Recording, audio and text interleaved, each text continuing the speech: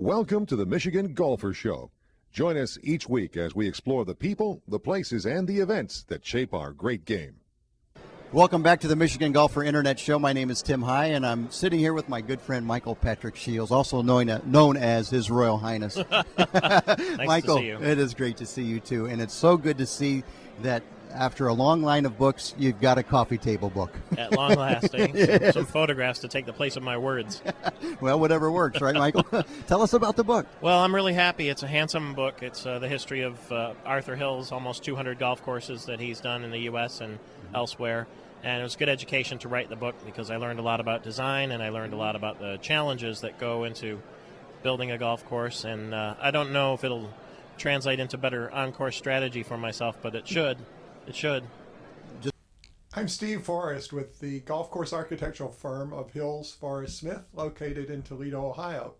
Today I have the pleasure of being at Highland Meadows Golf Club in Sylvania, Ohio, with Arthur Hills and distinguished author and radio personality Michael Patrick Shiels.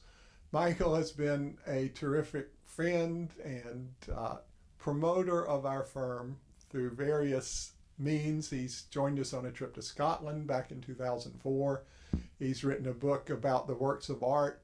He's written a book when I was president of the American Society of Golf Course Architects called Secrets of the Golf Course Architects.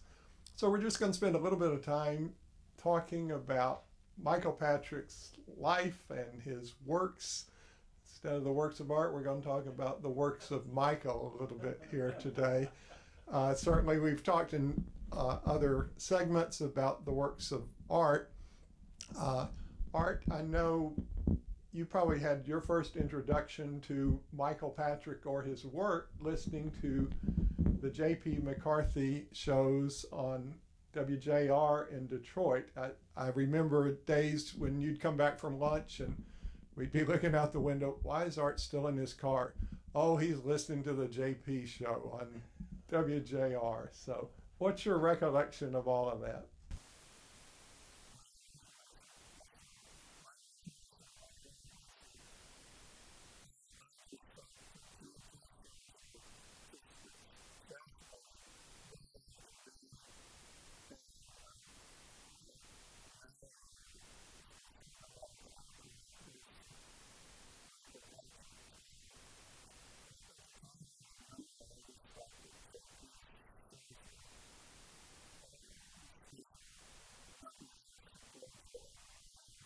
Michael, you went on to write a book chronicling your days as executive producer. Is that the correct title? Called J.P. McCarthy and J.P.'s famous line, "Tell them I said hello, just don't tell them where I am." So tell us how you fell into that position, or perhaps you sought it out with great intensity. Well, those that can't do write. And so I've become a writer, and I'm pretty good with the coattails, as you can see. JP was a Radio Hall of Famer and award winner and was #1 for over 30 years. And I was a kid when he took a shine to me and hired me. And he would say, "I've got socks older than you." But he was also very encouraging, and he'd say, "One day you're going to be a real success." And I never knew why he'd say that, but he said it, and it gave me something to live up to. So when I talk about coattails, to be able to work with J.P. McCarthy, to be able to work with Arthur Hills and yourself, to be able to write with Ben Wright, the CBS golf analyst. I did his autobiography as well. President George Herbert Walker Bush, I got to trail around in a similar way and write about his experience in golf and recreation. So to me, to be able to live the life of Arthur Hills for a while and Steve Forrest and delve into what it's like to be an architect. I couldn't be a golf architect, but I can see what it's like. And that was just amazing and fascinating. So working with JP, he had such a broad spectrum of knowledge and charm and curiosity, and he was very humble, all Midwestern. And so that was really a start that to this very day I never forget. And every hour that I'm on the air now, every single hour in the last 14 years that I've done a morning show, his voice starts every hour saying, "Good morning, world," because I never want to forget that I wouldn't be where I am if it weren't for him and if it weren't for you too. Well, what a legacy JP had, and certainly you built yours as well. I just marvel at the way you weave your way, you get your point across, but you do it so skillfully, particularly in today's difficult political environment. You'll have guests from a Democratic governor to a Republican senator or representative down to the local level. You can handle them all with such poise and skill. Now, you did have a chance almost to work with Donald Trump on one occasion, didn't you?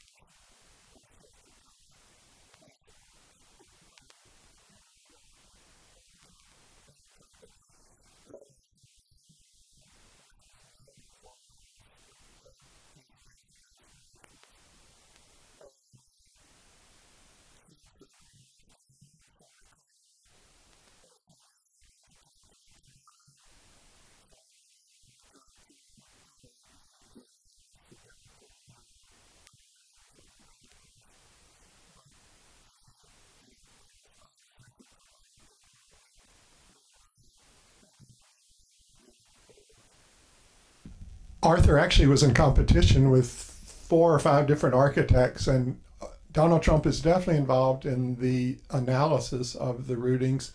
He studied all the plans, and he said Arthur Hills had the best plan. And he was definitely involved in the design of the golf course. We would send him a master plan, and he would mark it up and say, can we shift this green a little bit here so that we can put the maintenance facility here rather than here? And one of the things in the files that I found was a top 100 from, I think, probably 1992, a top 100 list from Golf Digest. And on it he hand wrote, he said, Arthur, I didn't change a thing, get us into the top 10. So, and it's signed Donald. It's just a really interesting piece of memorabilia.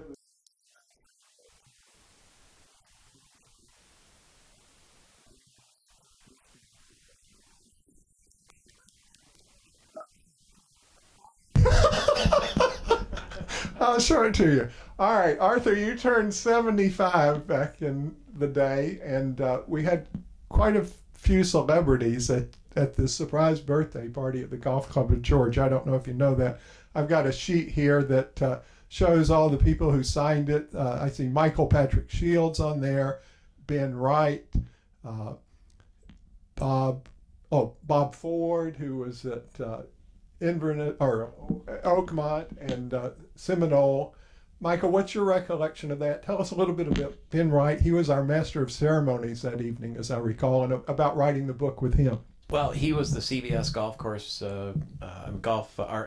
broadcaster for many years. Won the Emmy Award with Jim Nance and Pat Summerall and Gary McCord and the rest of them. And so he was excited. And the reason he was excited was not because of the celebrities, but because he fancied himself somewhat of a golf course architect. He'd done 1 or 2 courses. Now that's not, what are you up to now? 280, 300, something like that. So he was delighted to talk to Mr. Hills about architecture and to be included in that. And he lived near there. And so it was really, that was special for him because the celebrity, no matter how many celebrities were there, was Mr. Hills.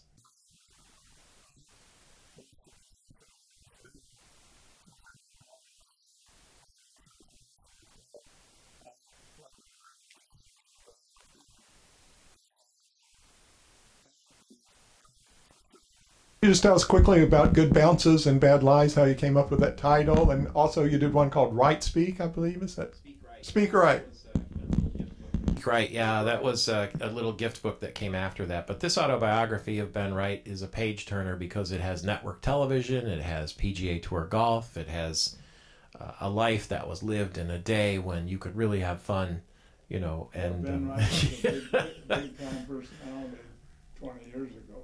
Yeah, very. And of course, he talks about following Ben Hogan at Carnoustie and all the way up to meeting Tiger Woods as a teenager. And so it was very fun. And in terms of the name, that's how he describes his life. Good bounces and bad lies, and you can decide which are which. I think of John Daly and what is his My Life in the Rough or something like that. But well, you became proficient in the game of golf, and you developed this book, Golf's Short Game for Dummies. And tell us a little bit about this endeavor. Well, again, those that can't do right. So I've never become a very good golfer, but hopefully a functional writer. And they asked me, and it's funny, you write all these books, and then people, when you tell them you wrote a dummies book, they light up. Oh yeah, I know the dummies book. So it's fitting and proper that I'm associated with the dummies. I'll take it. But I was no dummy in that I worked with a guy called Michael Kernicke, the golf professional, on that book. And at the time, he was at Indian Creek in Miami. And I said, what professional can I work with? Miami sounds pretty good. I picked Kernicke. And we wrote that entire short game book in the ballroom of Indian Creek Country Club in the heat of Miami. So it was fun.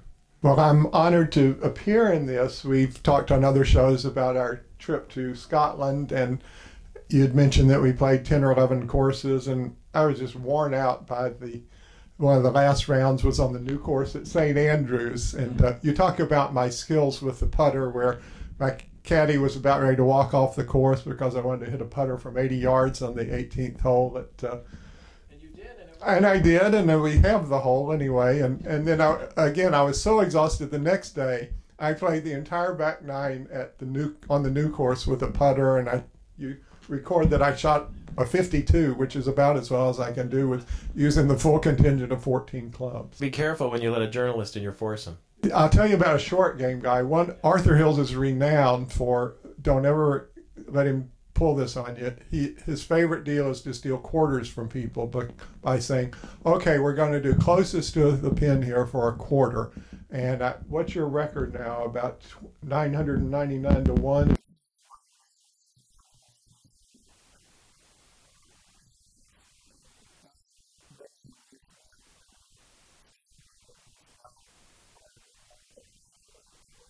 Well, you have to talk to your buddy Donald Trump about that. Thank you so much for joining us today here at Highland Meadows Golf Club. Arthur Hills, distinguished golf course architect and distinguished radio personality and author of great renown, Michael Patrick Shiels.